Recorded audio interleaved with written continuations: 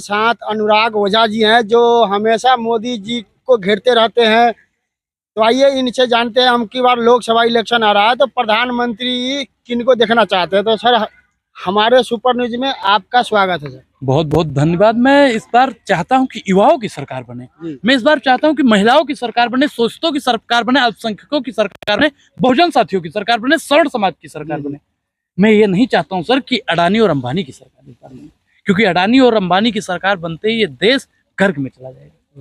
इस देश पे इतना कर्ज हो गया है, इस देश को इतना लूट लिया है अंग्रेजों ने तो कम इस देश को लूटा था, सबसे ज्यादा अगर किसी ने लूटने का काम किया है तो वर्तमान सरकार ने किया है।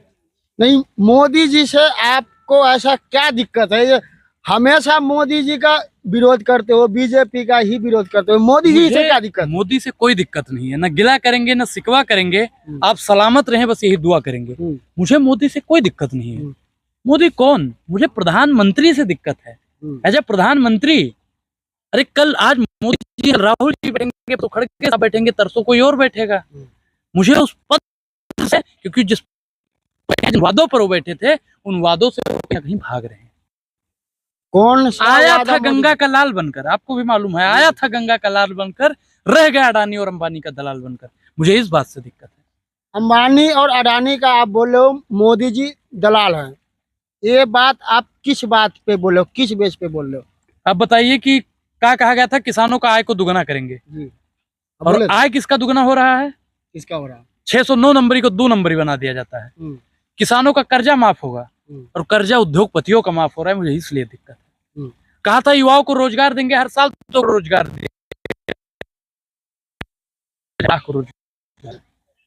हमारी सूरत को और जैसा की सूरत को मिलाइए, कौन ज्यादा स्मार्ट है? बोलिए, नहीं आप बताइए, जैसा ज्यादा स्मार्ट है हमसे? शकल देखे हैं उसका, मुंह देखे हैं उसका, ध्यान से देखिए। तो हमें शकल से क्या लेना था? जिसमें हुनर होगा, नॉलेज होगा। पेपर देकर गया था, यूपीएससी का पेपर देकर गया था। मैंने उसे कई बार चैलेंज किया है कि मैं 1 ओवर में 6 बार आउट करूंगा उसे, खेलेगा हमसे? मोदी जी तो कह रहे थे अब 2024 के बाद में, बीजेपी का कहना है कि अब 2024 के बाद में जब मोदी जी प्रधानमंत्री बनेंगे तो चौका छक्का मारने का मौका आया है, अब चौका छक्का मारेंगे मोदी जी। देखिए, जब भतीजा बुरकी फेंकना नहीं आता है, बॉल फेंकना नहीं आता है भतीजे को, तो चाचा बैटिंग करेगा? चाचा और भतीजा को उई भेज देंगे जहां से ये लोग आए थे। मोदी जी 18 घंटा काम करते हैं। देखिए, आपने 18 घंटे की बात की। संविधान कहता है कि अगर आपसे कोई ज्यादा काम करवाता है तो इसका मतलब मोदी जी बंधुआ मजदूर हैं। मोदी जी किनके लिए काम करते हैं 18 घंटा, पहले ये भी जानना बहुत जरूरी है। मैंने आपको जैसे शुरू में बताया कि आया था कोई गंगा का लाल बनकर, रह गया अडानी और अंबानी का दलाल बनकर। तो कहीं ना कहीं अडानी साहब को और अंबानी साहब को फायदा पहुंचाने के लिए 18 घंटा और 20 घंटा काम करते हैं। वो तो बोलते हैं हमारे 140 करोड़ परिवार हैं। 140 करोड़ परिवार हैं। जब से लालू प्रसाद यादव जी ने परिवार का ताया छेड़ा, तब से लोग उनका परिवार बन रहा है। क्या उनके परिवार में किसान आता है या नहीं आता है? किसान आता है नहीं आता, युवा आता है या नहीं आता है, महिलाएं आती हैं नहीं आती हैं, बेटियां आती हैं कि नहीं आती हैं? प्रधानमंत्री मोदी जी और देश की भाजपा किन मुद्दों पर बात कर रही है, किन बेसिस पर 2024 का चुनाव लड़ेगी, मुझे ये नहीं समझ में आ रहा है। उनका मैनिफेस्टो क्या होगा? 2014 का मैनिफेस्टो फेल, 2019 का मैनिफेस्टो फेल, 24 में वो किन आधार पर चुनाव लड़ेंगे सर? ये बात जानना बहुत जरूरी है। तो बोलते हैं कि हमने अयोध्या में मंदिर बनवा दिया, कुछ लोगों का कहना है कि जो राम को लाए हैं हम उनको भी लाएंगे। देखिए, आपने राम पे बात की, जो राम को ला सकता है नीरव मोदी, ललित मोदी, विजय माल्या, महिल चौकसी को ला सकता है कि नहीं ला सकता है? ला सकते हैं। तो ला काहे नहीं रहे हैं? क्यों नहीं ला रहे हैं बताइए आप? नहीं, ये तो आप जानते होंगे ना, राम को जो ला सकता है नीरव मोदी, ललित मोदी, विजय माल्या, उसके लिए तो चुटकी का खेल है। नहीं, तो हम नहीं कह रहे हैं ना कि मोदी जी ने लाए, कुछ लोगों का कहना है जो राम को लाए हैं हम उनको लाएंगे। ये कहीं ना कहीं हमारे आराध्य भगवान श्री राम का अपमान है, क्योंकि भगवान श्री राम आए थे त्रेता में, जब विप्र धेनु सब पे अत्याचार हो रहे थे। आज विप्रों पर अत्याचार है, बहुजनों पर अत्याचार है, महिलाओं पर अत्याचार है, गाय पर अत्याचार है, किसान पर अत्याचार है, जवान पर अत्याचार है, संविधान पर अत्याचार है। तो जरूर भगवान का जन्म होगा। जब जब हो धर्म पर हानि बाढ़ है, असुर महाअभिमानी, तब तक भगवान का जन्म हुआ है। और आज वही हो रहा है, तो भगवान का जन्म जरूर होगा। बोलते हैं देश विदेश में भारत का नाम हो रहा है, डंका बज रहा है, मोदी मोदी हो रहा है, फिर भी आपको मोदी से ही दिक्कत मैं है। आपको बताऊंगा कि डंका रावण का भी बजता था जी। डंका कुंभकर्ण का भी बजता था, डंका कंस का भी बजता था, डंका कई ऐसे लोग थे जिनका बजता था। जी। बाद में क्या हुआ? विनाश हुआ। विनाश काले विपरीत बुद्धि, अहंकार से तीन गए बल बुद्धि और वंश। उदाहरण के लिए देख लो रावण कौरव कंस। तो मोदी जी कोई कंस नहीं है, मोदी जी मैंने किसी का नाम नहीं लिया है, मैंने मोदी किसी जी का ना नाम तो नहीं लिया। रावण है। अब आप उनको कंस बोले रावण बोले ये आपका विचार हो सकता है। अनुराग जी। ओझा ने ऐसा कुछ नहीं बोला है। जी। क्यों आपको मोदी जी से डर लगते हैं? नहीं, मुझे मोदी जी से क्यों डर लगेगा भाई, जब तक मुझे संविधान है। संविधान मतलब होता है बुलेट प्रूफ जैकेट। अनुराग ओझा ने संविधान की बुलेट प्रूफ जैकेट को पहन रखा है। अब वो कितना भी बड़ा ताकतवर आदमी आ जाए तो संविधान के आगे उसे नतमस्तक होना पड़ेगा। तो जब सब कुछ संविधान है, तो जब वही संविधान के जो कानून में है, तो जो केजरीवाल जी, कुछ लोग बोलते हैं दारू घोटाले में उनको गिरफ्तार किया गया, तो फिर क्यों कहते हैं मोदी जी बीजेपी ने ही केजरीवाल को फंसाया है? मैं इस पे बताऊंगा कि आज तक जब जब मोदी डरता है तब तब ईडी और सीबीआई को आगे करता है। प्रधानमंत्री नरेंद्र मोदी जी पूर्ण रूप से बौखलाए हुए हैं। वो जानते हैं कि 2024 का चुनाव वो किसी मकसद से जीत नहीं रहे हैं। देश की जनता से जो वादा किया गया था उन वादों से वो भाग रहे हैं। और हमारी इंडिया अलायंस के केजरीवाल साहब तो कहते हैं कि अगर मैंने स्कूल बनाया हो तो मुझे वोट दो। प्रधानमंत्री नरेंद्र मोदी जी कहते हैं एक बार कि अगर मैंने 2 करोड़ रोजगार हर साल वोट दिया है तो ही मुझे वोट दो, अगर मैंने शिक्षा नीति बेहतर की है तो ही मुझे वोट दो, अगर मैंने किसानों का आय दुगना किया है तो ही मुझे वोट दो। मुझे लगता है प्रधानमंत्री नरेंद्र मोदी जी ये शब्द कभी नहीं बोलेंगे। और अगर ये बोलते हैं, अगर प्रधानमंत्री नरेंद्र मोदी जी जितना मैंने गिनवाया अगर इन मुद्दों पर वोट मांगते हैं तो अनुराग ओझा भी वोट देने के लिए तैयार है। आपका कई वीडियो में हमने देखे हैं, आप बोलते हो मोदी जी ने देश बेच दिए, रेल बेच दिए, तेल बेच दिए। बिल्कुल मैं बोलता हूँ। जब गांव में, समाज में, देश में जब कोई निकम्मा लड़का होता है ना तो घर का सोफा बेच देता है, टीवी बेच देता है, खेत बेच देता है, खलिहान बेच देता है। तो वर्तमान सरकार देश की एक एक संपत्ति को बेच रही है। रेल बिक गया, तेल बिक गया, बिका हवाई अड्डा, ये सब बिकता देख के खुश है अपने जेपी नड्डा। महंगाई की मारी जनता करती हाहाकार, कहाँ सोया है चौकीदार। पेट्रोलियम सेंचुरी मार गई, गैस 1200 पार, कहाँ सोया है चौकीदार। वो तो बोलते हैं आमदनी भी तो पहले जब 400 गैस का रेट था तो अब 1000-1200 हो गया। आमदनी किसका दुगना हुआ? आपका हुआ? नहीं, आपका हुआ या नहीं? जो पर्सनल आपका हुआ या नहीं हुआ? ना सर, कितना हो गया आपका? पहले तो 7,000 8,000, आज कितना रुपया कमा रहे हो? अब 6,000 रुपया। 1000 रुपया आपको मिलता है महीने का। हमारे छोड़िए सर। नहीं आप नहीं, मंगल ग्रह से आए हैं आप? नहीं हम मंगल ग्रह से आए हैं। आप यही बड़का होशियार हैं। आपको बता दीजिए आपकी सैलरी कितनी है? हमारी तो सर सीबीआई नहीं बैठेगी।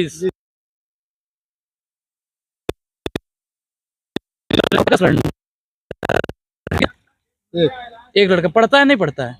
पढ़ता है। घर में माई जी होंगी, बाबू जी होंगे, राशन की व्यवस्था करनी पड़ती होगी, तेल की व्यवस्था करनी पड़ती होगी। और देखिए जहाँ परिवार होता है वहाँ बीमारी का भी वास होता है, लोग बीमार भी पड़ता होगा। आप कहीं आते जाते हैं तो डीजल पेट्रोल भी खर्चा होता है, खेत होगा तो बुआई कटाई, दवाई, पढ़ाई लिखाई सब में पैसा लगता है। 25,000 रुपए में से आप कितना रुपया महीना बचा लेते हैं? बचा पाते हैं? कुछ नहीं बचता होगा। अच्छा, तो कौन बनना चाहिए? किस नाम आप बताइए। मोदी नहीं तो कौन? इंडिया अलायंस का लोग बनेगा। राहुल गांधी जी बनेंगे, राहुल गांधी जी बनेंगे, मल्लिकार्जुन खड़गे जी बनेंगे, लालू प्रसाद यादव जी बनेंगे। हमारे पास बहुत विकल्प।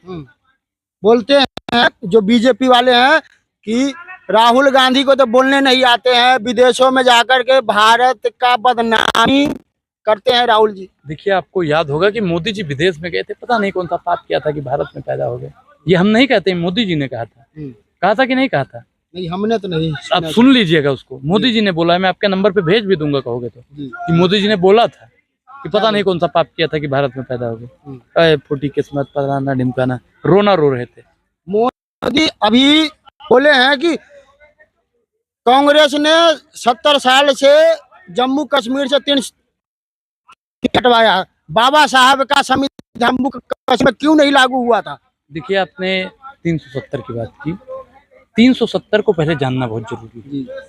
370 हटने के बाद में आप कितनी बार कश्मीर गए हैं? हम तो नहीं गए हैं। मोदी जी गए होंगे, लेकिन अंदर जो फायदा गिनवाता है, बिल्कुल अच्छी बात है। 370 हट गया, मैं उसके समर्थन में हूँ। 3 तलाक भी हट गया, मैं उसके समर्थन में हूँ। मोदी जी ने कुछ काम किए हैं जो अच्छे हैं, लेकिन कहने का मतलब इस देश में महंगाई, बेरोजगारी, भुखमरी जो है उस पर भी मुद्दा होना चाहिए। किसी ने पूरा देश बना के ढिंढोरा नहीं पीटा और कोई शौचालय बना के ढिंढोरा पीट रहा है, तो फर्क है साहब दोनों में। मोदी जी का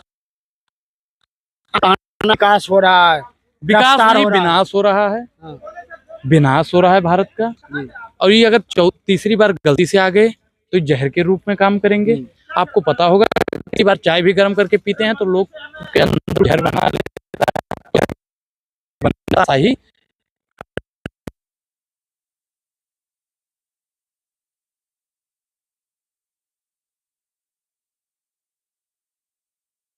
हर महिला के एक साल 1 साल का। तो राहुल जी करेंगे वो काम। कांग्रेस का मैनिफेस्टो जो है वो बहुत शानदार मैनिफेस्टो है, जी। सबको पढ़ना चाहिए, जानना चाहिए। बोलते हैं किसानों का लोन माफ कर देंगे, बिल्कुल माफ करेंगे। वो उद्योगपतियों का कर्जा माफ करेगा, वो किसानों का कर्जा माफ तो करेगा। मोदी जी तो कहते हैं ये सब झूठ है। मोदी जी जब खुद ही झूठ हैं तो वो तो दूसरे पे उठाएंगे ही ना उंगली। हर आदमी में होते हैं 10-20 आदमी, जिसको भी देखना है बड़े गौर से देखना। तो इस बार सरकार चुनने से पहले बहुत गौर से देखना है। आपके हकों की बात करता है, अधिकारों की बात करता है, और किसको जिताना है। राहुल गांधी जी का हमेशा बयान आता है, जो भी विपक्ष है उनका बयान आता है कि मोदी जी भारत खतरे में है, देश खतरे में है, संविधान खतरे में है। बिल्कुल। कैसे खतरे में है सर? आप बताइए, नेता कहता है कि संविधान बदल आ जाएगा। संविधान बदलते ही सब कुछ खतरे में आ जाएगा। और मैं एक चीज आपको बता दूं कि जो हिंदू मुसलमान का प्रोपोगेंडा फैलाया जाता है, ना हिंदू खतरे में, मुसलमान खतरे में है, सिर्फ और सिर्फ बाबा साहब। मोदी का भारत में संविधान खतरे में। जब कांग्रेस था, जब इंदिरा गांधी जी भारत के पीएम थी, उस टाइम में इमरजेंसी भी भारत को देखने को मिला था। देखिए उस समय इमरजेंसी लगा था, भारत खतरे में था कि नहीं था? इमरजेंसी लगा था, लेकिन आज के समय पर अघोषित आपातकाल है। उन्होंने घोषणा की थी आपातकाल की, और आज तो आप घोषित आपातकाल है। इमरजेंसी पर इंदिरा जी ने अपना बयान भी दिया था, अघोषित आपातकाल पर मोदी जी अपनी कमियां मानेंगे। तो अभी आप मानते हो आपातकाल है? बिल्कुल अघोषित आपातकाल लग चुका है। आप मोदी जी के विरोध में इतना कुछ बोलते हो, फिर भी बोलते हो कि अभी भारत में आपातकाल लगा हुआ है। हाँ बिल्कुल, संविधान की बदौलत हम बोल पा रहे हैं। जिस दिन संविधान बदल दिया गया, न सर आप बोल पाएंगे, ना अनुराग ओझा बोल पाएगा। पर इंदिरा गांधी के इमरजेंसी में आम जनता, चाहे विपक्ष हो चाहे पक्ष हो, किसी को बोलने का अधिकार ही नहीं था। जो बोलता था उसको जेल में डाला जाता था। आज के समय पर जो सत्ता से सवाल पूछता है उसको जेल में नहीं डाला जाता है। अनुराग ओझा नहीं गया है, अनुराग ओझा नहीं गया है, केजरीवाल नहीं गया है, संजय सिंह नहीं गया है, राहुल गांधी जी को नहीं भेजा।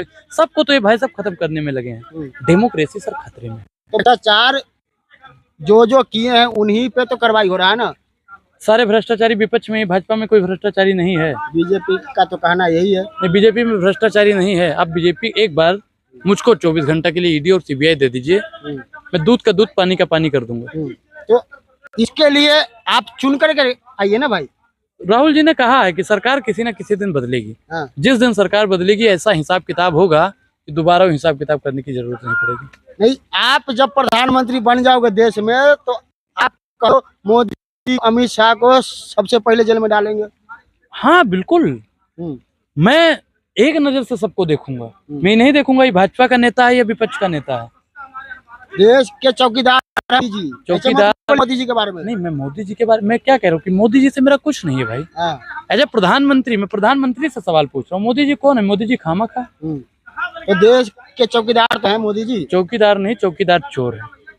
चौकीदार है, बिल्कुल सोच करके बोलिए, क्योंकि पिछले विपक्ष ने बोले तो चौकीदार चोर है, तो फिर से भारी बहुमत से बीजेपी जीत करके आया था। नहीं, इस बार चौकीदार वाकई में चोर है। क्योंकि सिलेंडर का रेट 400 रुपए था, आज 1000 रुपए पार हो गया है। 600 रुपए की हर महीना अगर कोई चोरी करता है तो चौकीदार करता है, और उस 600 रुपए से अडानी और अंबानी का कर्जा माफ करने का बात करता है। बहुत बहुत बहुत धन्यवाद आपका। सर, मोदी जी अभी बिहार में भाषण दे रहे थे तो बोल रहे थे कि ये तो अभी ट्रेलर है, टेलर पे उन्होंने बात की। मैं आपको फिल्म अभी बाकी है। मैं इस पे बहुत शानदार जवाब देना चाहूंगा। बहुत अच्छा मुद्दा आपने छेड़ा है। जी, आपने बताया टेलर है। ये टेरल है हाँ अभी तो। बिल्कुल, मणिपुर टेलर था। जी, पिक्चर तो अभी पूरे देश को दिखाना बाकी है साहब। हाँ, यूपी का, लखनऊ और इलाहाबाद का युवा तो टेलर था। पूरे देश को, युवाओं को बेरोजगार करना तो अभी फिल्म दिखाएंगे भाई साहब। पंजाब का किसान तो टेलर था, पूरे देश का किसान को फिल्म दिखाएंगे, तो ये दिखाएंगे भाई साहब। किसानों के खाते में 2-2 हजार रुपया डाल रहे हैं, आप बोल रहे हो क्या से किसान परेशान है? देखिए 15 लाख जो नहीं डाल पाया है तो 2-2 हजार रुपए जरूर डालेगा। तो 15 लाख रुपया आप चाहते हो से हर एक आम जनता के खाते में मोदी जी 15 लाख रुपया डाल दे? बिल्कुल, अगर काला धन आ गया है तो डालना चाहिए मोदी जी। हाँ। नोटबंदी पर आपका क्या राय है? नोटबंदी इस देश का सबसे बड़ा भ्रष्टाचार था, कैसे? क्योंकि उस बंद होने के बाद में स्विट्जरलैंड के बैंक में कितना पैसा जमा, स्विस बैंक में कितना पैसा जमा हुआ है, प्रधानमंत्री केयर फंड में कितना पैसा जमा हुआ है, इन सब बातों का प्रधानमंत्री नरेंद्र मोदी जी को आके प्रेस कॉन्फ्रेंस करके जवाब देना चाहिए। मोदी जी कहते हैं हम तो झोला उठा लेंगे, ना हमारा आगे है ना पीछे है। इस पर देखिए क्या वो कहिए? फक्कर फकीर हैं, झोला उठाएंगे और चले जाएंगे, हाँ, लेकिन देश की जनता उनको जाने नहीं देगी। हाँ, क्या? देश की तबाही का हिसाब दीजिए और मुझको अपने बैंक का किताब दीजिए। अच्छा, मोदी जी का इतना विरोध क्यों? अनुराग जी, मेरा आज कोई हम विरोध बताएं। नहीं है। Modi ji I love you, हाँ, मैं आपसे बहुत प्यार करता हूँ हाँ। और आप सलामत रहें, बस यही दुआ करते हैं। तो मोदी जी के लिए कभी वोट मांगिएगा? क्यों मांगेंगे हम? क्योंकि आप मोदी जी से प्यार कर रहे हो। देखिए प्यार करना और दोनों में बहुत फर्क है। हाँ, प्यार लोग अपने माँ से करते हैं, बाबूजी से करते हैं, चाचा ताऊ से करते हैं, पड़ोसी से करते हैं। देश का प्रधानमंत्री है, मैं इसलिए उससे स्नेह करता हूँ, प्रेम करता हूँ। 56 इंच का सीना है देखिए उनका। ये सब फर्जी सवाल है। हाँ। 56 इंच की जिनकी छाती होती वो मणिपुर जाता, और जो अरुणाचल प्रदेश के 17 जगहों का नाम बदल दिया गया है तो चीन को लाल आंख दिखा चुके होते थे। बोलते हैं पाकिस्तान कांप रहा है। जिस देश की तुलना जापान और अमेरिका से होनी चाहिए, उस देश की तुलना पाकिस्तान से हो रही है, तो कहीं ना कहीं देश गर्क में जा रहा है। पहले पाकिस्तान से आतंकवादी हमेशा हमला होता था भारत पर। देखिए कई हमले हुए हैं 2014 से आज के बीच में। पुलवामा अटैक किसकी सरकार में, उरी हमला किसकी सरकार में, बहुत हमले हुए हैं। तो उसका फिर मोदी जी ने पलटवार तो किए थे। हर सरकार में पलटवार होता है। हाँ। 1947 का युद्ध हुआ, 71 में युद्ध हुआ, 99 में युद्ध हुआ। हमारी सेना कभी कमजोर नहीं थी और उसका जवाब देने का काम हमारी सेना करती है, मोदी जी नहीं करते हैं, ना कोई प्रधानमंत्री करता है। ठीक है।